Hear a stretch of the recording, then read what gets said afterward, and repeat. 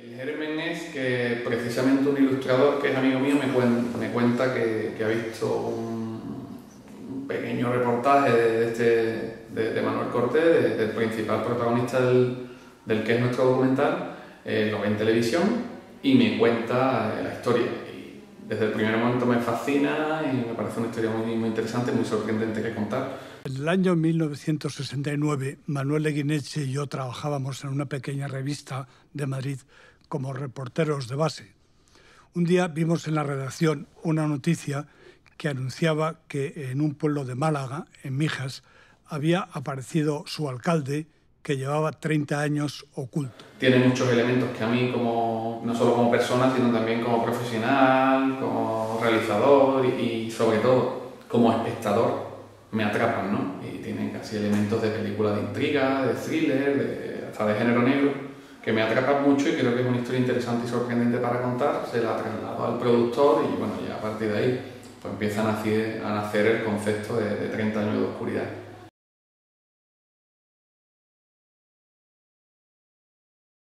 Era una película, queríamos hacer una película documental y nos dimos cuenta desde el primer momento que nos faltaba uno de los grandes ingredientes del cine documental, que es tener archivos, imágenes de los personajes de las épocas, de los contextos, para contar la película. Al no tener esos archivos, tenemos que buscar soluciones creativas. Una de ellas era contar la película con actores de carne y hueso. Pero queríamos llevarlo un paso más allá.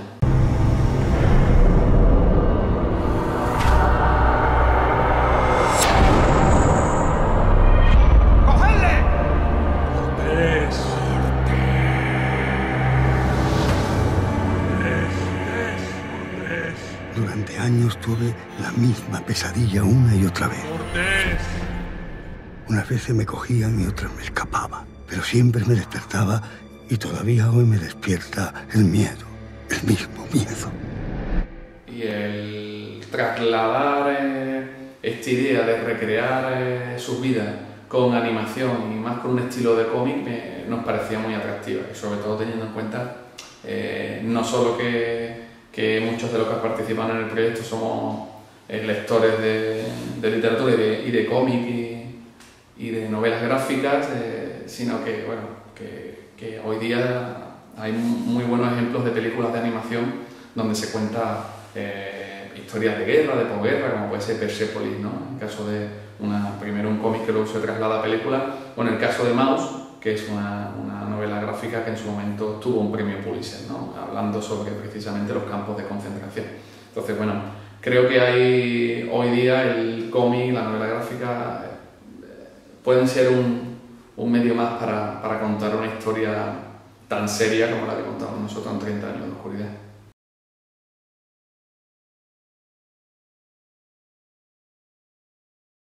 Como en todo proceso creativo hay una gran labor de documentación y sobre todo en un documental. Hay que tener en cuenta nosotros no queríamos basar el documental en los libros que haya publicado, sino que queríamos basar el documental en los testimonios de las personas que habían estado relacionadas con los topos, ¿no? Ya sea con Manuel Cortés o con otros topos.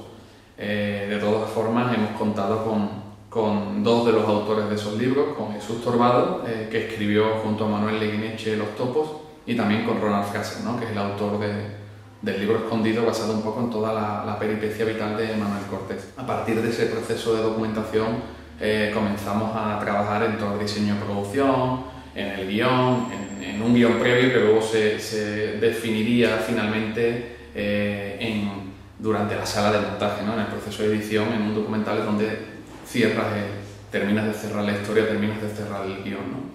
Tienes que dejar mucho espacio a la naturalidad y a lo que te puedan contar los entrevistados en el set de rodaje. Todo el país se dividió entonces entre vencedores y vencidos. Los vencidos tenían ese baldón de haber perdido la guerra y de haber sido rojos. Un rojo era cualquier cosa que no fuera franquista. Es decir, un demócrata, un liberal, ese estaba tachado como rojo, claro. A un anarquista se le podía llamar comunista perfectamente. 100,000 people, at least, were killed by the Franquistas during and after the Civil War. That creates a general sense of fear.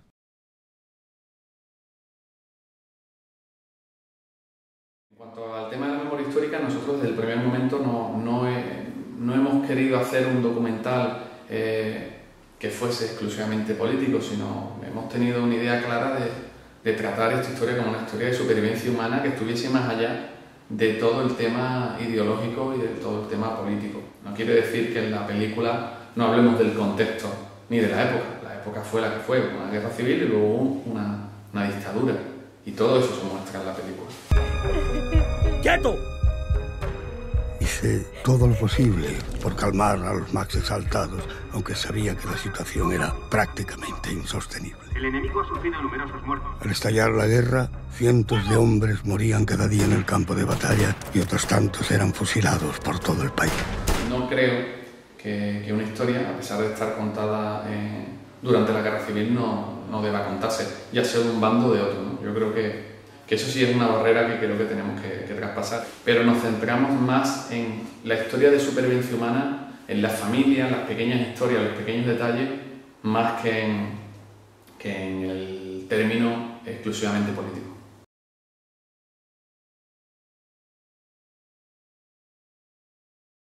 Nosotros la verdad que siempre hemos tenido un cierto interés por seguir contando historias locales, o más bien personajes que puedan ser locales o nacionales y llevarlos, pero siempre llevarlos a como un espectador más abierto, ¿no? El hacer una historia local y llevarla a un término más universal. Esa es un poco nuestra idea, nuestra ambición. Creemos que hay muchas historias todavía por contar de grandes personajes andaluces. De hecho, nuestro próximo proyecto, nuestro próximo documental, trata sobre la figura de Niceto Alcalá Zamora, ¿no? Entonces creemos que hay muchas historias, muchos personajes andaluces que o bien son poco conocidos o bien no son lo suficientemente conocidos, ¿no? Y bueno, luego están historias como la de 30 años, la de Manuel Cortés y otras personas, ¿no? Que son los denominados topos, que son historias casi desconocidas, ¿no? Para el gran público, y pensamos que es necesario contarlas.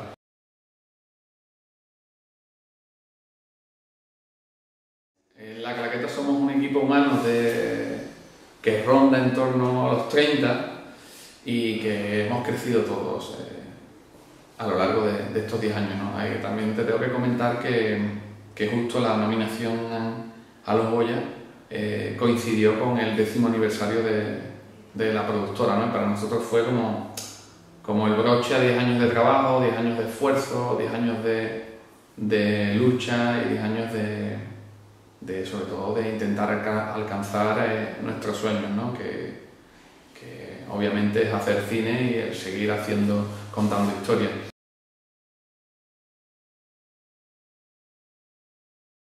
La verdad es que 30 años de oscuridad es un proyecto en el que la colaboración con otras empresas ha sido fundamental, ¿no? Es el caso de Pixel 3D, Forma Animada e Irusoin, ¿no? Que es una empresa ubicada en el País Vasco. En cuanto a Pixel 3D y Forma Animada, que han sido los responsables del tema de la animación, bueno, yo creo que ha sido un encuentro magnífico. Entre las dos empresas tenemos una sinergia, unas ganas de hacer proyectos diferentes, y la verdad es que, bueno, creo que la relación y la colaboración con estas productoras ha sido estupenda. Hay que tener en cuenta sobre todo el trabajo de todo el equipo de animadores de Pixel 3D, que ha sido titánico, ¿no? Ha sido un esfuerzo tremendo para conseguir que la película tenga un acabado como el que tiene.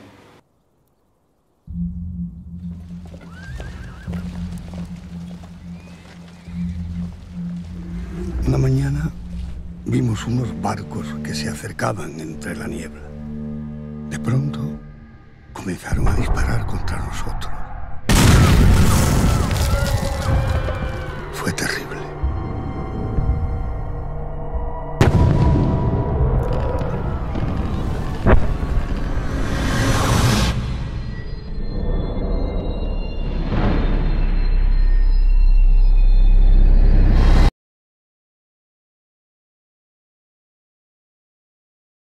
En nuestro caso particular, mucha gente me pregunta, bueno, después de 30 años, ¿qué? Y tú comentas que estás desarrollando, que es cierto, no estamos desarrollando guiones, estamos desarrollando proyectos, pero la verdad es que con toda la situación actual es muy complicado seguir produciendo sin el apoyo de las instituciones y sin el apoyo de las televisiones.